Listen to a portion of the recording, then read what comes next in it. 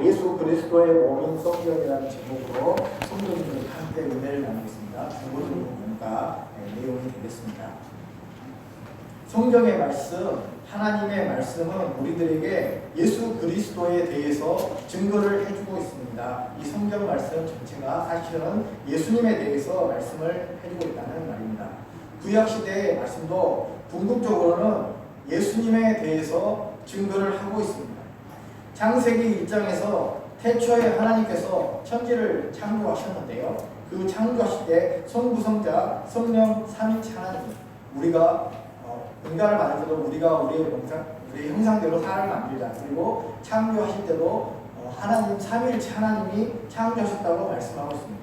제2위의 하나님이신 성자 예수님께서도 창조에 관여를 하셨습니다. 그리고 예수님께서는 구약시대에 하나님의 사자, 천사라고도 하고요, 사람의 모양으로 나타나신 그 하나님의 사자의 모습으로 많은 활동들을 하셨습니다. 아브라함이 조카 롯을 구하기 위해서 소돔을 침략했던 왕들이 있습니다. 북방에 있는 왕들이. 그리고 롯을 잡아갔는데요. 이 사람들과 싸우기 위해서 자기 집에서 기른 318명의 군대와 함께 메소포타미아 지방으로 갔습니다. 그리고 그들의 군대와 싸워서 아브라함은 승리를 하였고 롯을 구출하여 내게 되었습니다. 롯을 마침내 아브라함은 318명의 자기의 종들과 함께 구출했는데요. 그리고 가나안 땅으로 돌아오게 되었는데 그때 멜기세덱이란 사람이 아브라함에게 나와서 아브라함이 그 멜기세덱이라는 사람을 맞이하게 되었습니다. 히브리서 7장 1절 말씀을 보면 이 멜기세덱은 살렘 왕이고 예루살렘 왕이고 지극히 높으신 하나님의 제사장이었다는 거죠. 여러 왕을 쳐 죽이고 돌아오는 아브라함을 만나 복을 빈 자라, 이렇게 말씀을 하고 있습니다. 아브라함의 그 멜기세덱의 근본이 무엇이고 그 조상은 누구이며 어떤 사람인지에 대해서 밝히고 있지는 않지만은 지극히 높은 하나님의 제사장이라고 말씀을 하고 있습니다. 히브리서 기자는 이 멜기세덱의 근본이 하나님이시고 영원한 대제사장, 하나님의 대제사장이니까 이분이 바로 구약시대에 활동하신 예수님이다, 이렇게 말씀을 하고 계시는 것입니다. 멜기세덱에 대해서 아브라함은 11조를 드렸습니다. 이 멜기세덱이 바로 구약시대에 활동하셨던 예수님이십니다. 그리고 또 다니엘서를 보면 다니엘의 세 친구들에 관한 말씀이 등장을 하게 되는데요. 이 바벨론의 느부갓네살 왕이 두라 평지에 금신상을 세우고 사람들에게 그 금신상을 숭배하겠습니다. 다니엘의 세 친구들은 우상 숭배를 하지 않았죠. 그래서 사드락과 메삭과 아벳느고는 풀무불에 던져지게 되었습니다. 그런데 세 사람이 풀무불 속에서 타서 죽어야 하는데 죽지 않는 것이었습니다. 걸어다니는 것이었습니다. 놀라운 일이 일어나게 되었습니다. 기적이 일어나게 되었죠. 그리고 세 사람을 던졌는데 한 사람이 더 있더라는 것입니다. 그 세 사람과 함께 한 사람이 걸어다니고 있었는데 이 다니엘의 세 친구들과 함께 있었던 분은 바로 예수 그리스도이시다, 이실 것이다, 이렇게 말씀을 주선하고 있습니다. 이렇게 구약시대에 우리 주님께서 활동을 하신 모습들을 우리는 구약의 이 성경에서도 예수님이 나타나신 육체의 몸을 입고 천사로 하나님의 사자로 나타나신 그런 모습들을 잠시 나타나셔서 하늘로 올라가셨는지 어떻게 되셨는지 그거는 잘 모르는데 하여튼 구약시대 활동하신 예수님이실 것이다, 이렇게 말씀하고 있는 내용들이 구약에도 기록이 되어 있다는 것입니다. 예수님께서는 당시의 사람들에게 이 신약시대에 성전을 헐고 3일 만에 내가 다시 지을 것이다 라고 분명히 말씀하셨습니다. 여기에서 예수님께서 말씀하신 그 말씀의 의미는 실제로 성전을 무너뜨리고 3일 안에 내가 다시 금방 짓는다, 이런 말씀이 아니라 성전은 바로 예수님의 몸을 가리키는데 예수님께서 십자가에 죽으시고 3일 만에 부활하실 것을, 자신의 성전은 자신의 몸인데 그 예수님께서 그 성전을 세우시고 또 또 죽으시고 3일 만에 다시 살아나실 것을 말씀을 하시는 것입니다. 그렇습니다. 구약시대에 지어진 그 성전은 바로 우리 예수님의 몸을 상징하는 것입니다. 그래서 오늘 본문에 솔로몬이 지은 성전도 바로 예수님과 관련이 되어 있다는 것입니다. 물론 구약시대 말씀 예수님과 관련되지 않는 부분이 어느 부분이 많지 않겠습니다만 이 성전도 예수님과 관련이 되어 있다는 것입니다. 솔로몬이 지은 성전은 물론 하나님을 예배하기 위해서 지은 성전이죠. 하나님께 예배드리기 위해서. 그런데 구약시대 솔로몬과 이스라엘 백성들이 함께 지은 성전의 깊은 의미를 살펴보면 우리 주 예수 그리스도와 관련되어 있다는 것을 알 수 있습니다. 그런 측면에서 몇 가지 한번 찾아보면서 말씀을 나누겠습니다. 여기에 있는 길이의 성전의 규빗이 얼마고 뭐가 몇 규빗이고 이런 것은 보통 남자 장정의 팔뚝 길이만 그것을 말하는데요. 그 길이 그런 측면에서 살펴보지 않고 이 내용 측면에서 의미에 대해서 살펴보겠습니다. 첫 번째는 예루살렘 성전이 자리 잡은 그 성전산이라고 합니다. 오늘날로 하면 성전산이라고 합니다. 거기가 바로 모리아 산인데요. 이 모리아 산은 성경적으로 매우 의미가 있는 산이라는 겁니다.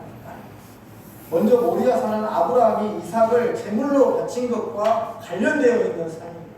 이삭이 하나님께서 아브라함에게 이삭을 모리아 산에 가서 번제로 드리라고 했습니다. 아브라함은 하나님의 말씀에 순종하여서 이삭을 모리아 산에서 번제로 태워서 각을 떠가지고 태워서 드리려고 했습니다. 그대로 순종했다는 것이죠. 그때 하나님께서 나타나셔서 아브라함아 그 아이에게 손을 대지 말라. 내가 이제야 나를 사랑하는 줄 안다 라고 그렇게 말씀하셨습니다. 이 모리아 산에서 번제로 하나님께서 이삭을 제물로 드리라고 하셨던 것은 아브라함이 아들보다 하나님을 더 사랑하는지 시험하기 위함이었다라고 말씀하시는 것입니다. 여기 3장 1절에 보시면은 솔로몬이 예루살렘 모리아 산에 이렇게 되지 않습니까? 여기 모리아 산이 바로 아브라함이 이삭을 드린 산이 모리아 산입니다. 그래서 성전산이 바로 모리아 산인데요. 하나님께서는 그 아브라함을 위해서 순양을 준비하셔가지고 아브라함에게 여호와 이레의 하나님, 미리 준비해 주신 하나님, 여호와 산에서 준비되리라 라고 하신 그 하나님의 힘을 보여주셨습니다. 준비하시는 하나님의 힘을 보여주신 것입니다. 이렇게 아브라함이 하나님께 이삭을 드리려고 했던 모리아 산에 아브라함 믿음의 조상입니다. 열국의 아버지로 세워질 그런 조상이 될 그럴 사람이 모리아 산에서 하나님께 희생제사를 하나님께 예배를 드리려고 했던 그 장소에 바로 예배당이 그러니까 성전이 세워지게 되었다는 것입니다. 사람은 하나님께 제사를 드려야 죄가 용서를 받습니다. 아들을 비록 드리라고 하셨지만은 이 번제로 드려 가지고 희생의 제사를 피 흘려야지만이 죄가 용서함을 받는다는 것을 그런 의미가 들어있는 것입니다. 그리고 구약시대에 아브라함이 예배를 드리고자 했던 그곳에 성전이 세워졌다는 것에서 중요한 의의가 있는 것입니다. 또 한 가지 사실은 솔로몬의 성전은 또 오늘 말씀해 보면은 이 솔로몬이 그의 아버지 여호와께서 그의 아버지 다윗에게 나타나신 곳이요 여부스 사람의 오르난의 타작마당에 다윗이 정한 곳이다. 그러니까 모리아 산과 오르난의 타작마당에 있었던 그런 곳입니다. 역대하의 또 말씀에 보면은 다윗이 사단의 충동을 받아서 인구조사를 하게 되었는데요. 그로 인해서 하나님의 징계를 받게 되었습니다. 그 징계는 3일 만에 전염병이 돌아가지고 사람들이 수만 명이 죽는 그런 전염병이 있게 되었는데요. 다윗은 자신이 교만했음을 깨닫고 곧바로 하나님 앞에 자신의 죄를 회개하였습니다. 하나님을 믿고 하나님을 의지해야 하는데 자신의 인간적인 힘을 믿고 인구조사를 한 것에 대해서 철저하게 회개했다. 그 회개의 의미로 오르난이라는 사람이 있습니다. 그 사람의 타작마당, 곡식을 타작하는 그 타작마당을 사가지고 희생의 제사를 하나님께 드렸습니다. 다윗이 이렇게 회개하고 하나님께 제사를 드리자 전염병이 물러가게 되었습니다. 하나님께 예배드리니까 치료의 역사가 나타났다. 이 다윗은 오르날의 타작마당을 사가지고 하나님의 성전을 지으려고 했습니다. 그래서 준비를 하고 솔로몬에게 성전을 오르날의 타작마당에서 지으라고 했습니다. 그리고 자신이 직접 성전을 지을 수 없었지만 솔로몬에게 오르날의 타작마당 위에서 성전을 지으라고 했다는 것이죠. 이렇게 해서 모리아 산 위에 있는 오르날의 타작마당 위에 솔로몬이 하나님의 성전을 짓게 된 것입니다. 이렇게 성경의 말씀은 성전이 건축된 모리아 산에 대해서 말씀을 하고 있습니다. 그리고 공통적인 내용은 인간의 죽음, 그리고 그 죽음과 관련해서 반드시 희생의 제사가 필요하다. 희생의 제사를 통해서만 사람은 구원을 받을 수 있다는 것을 그것에서 말씀을 해주고 계시는 것입니다. 그래서 인간은 모두 죄인으로서 죽지 않을 수 없습니다.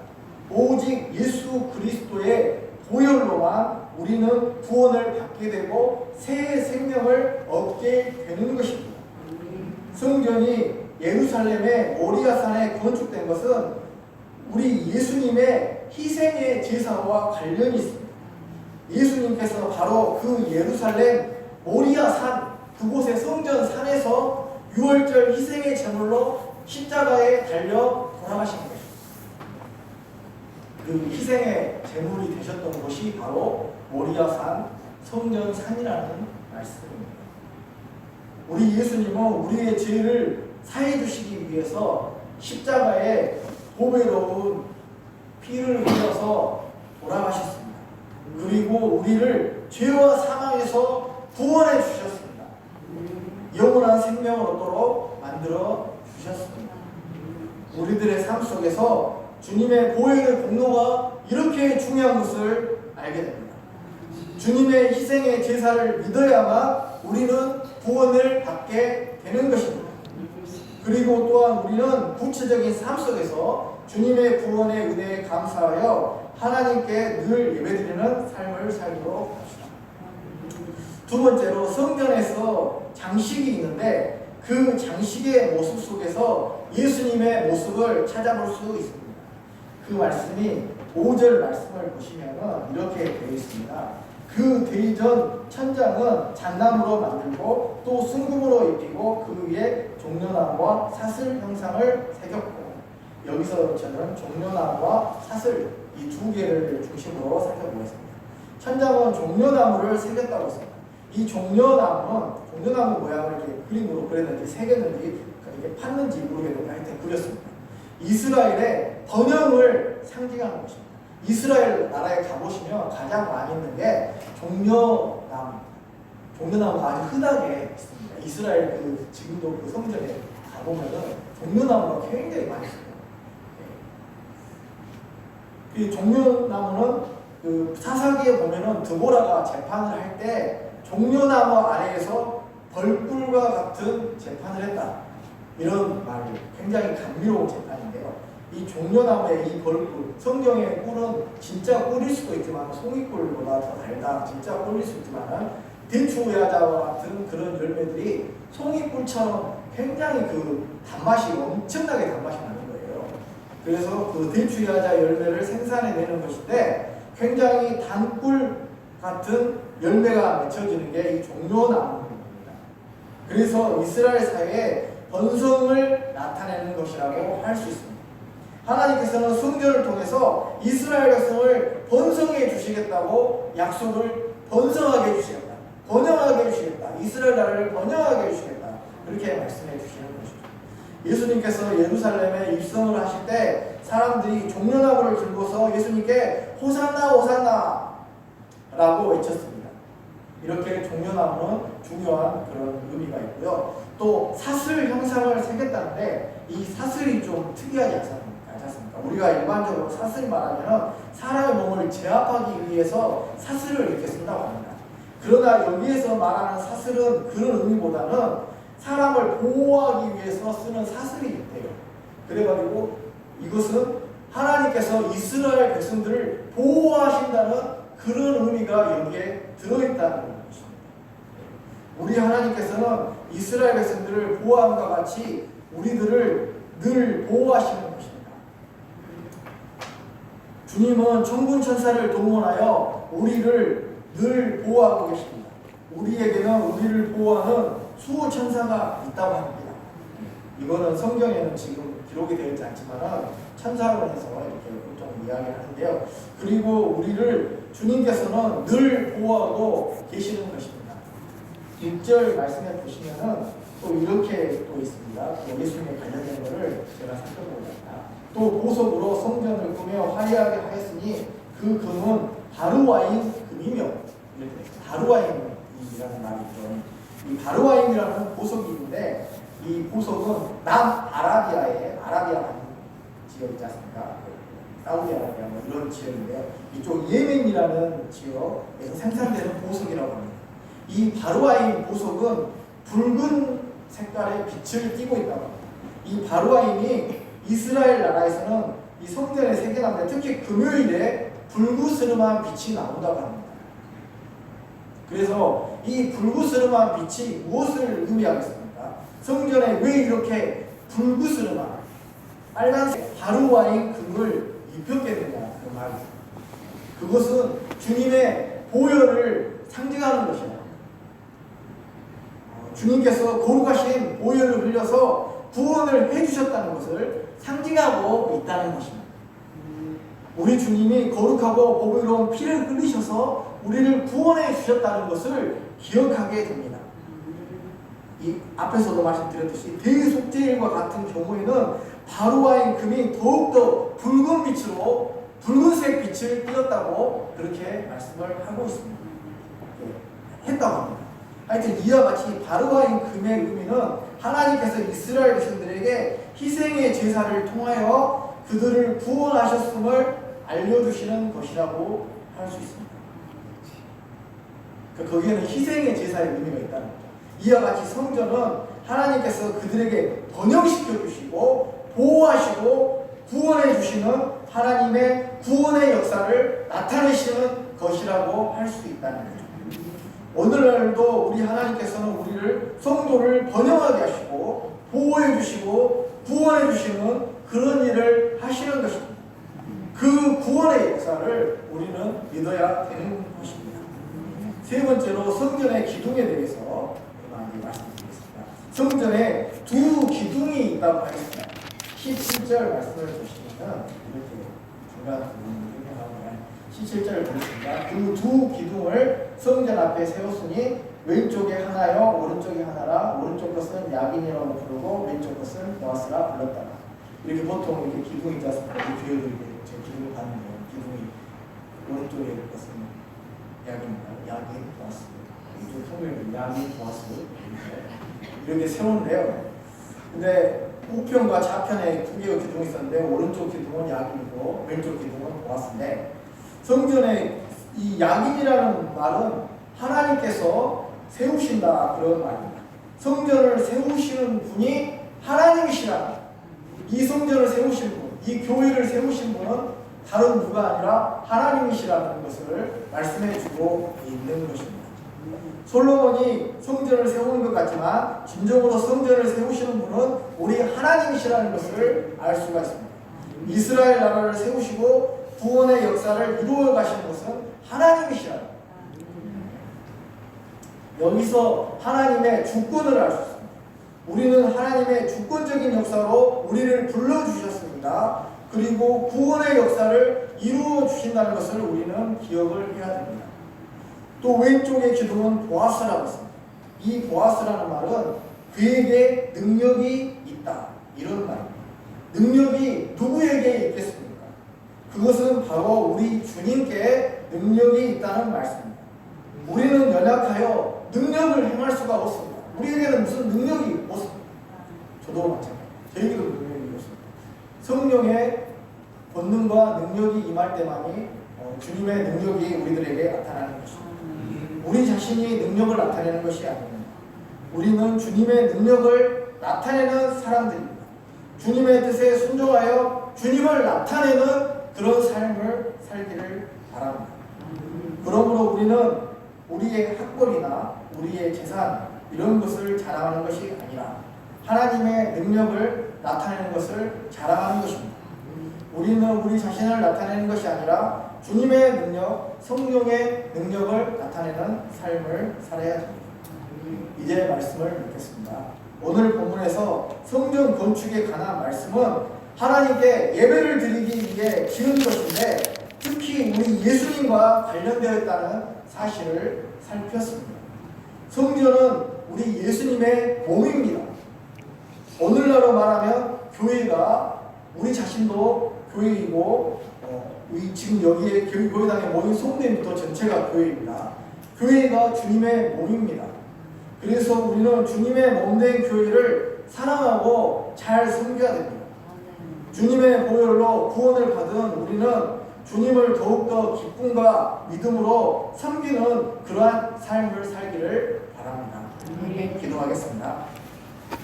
사랑과 은혜가 풍성하신 하나님 아버지, 주님의 은혜와 사랑을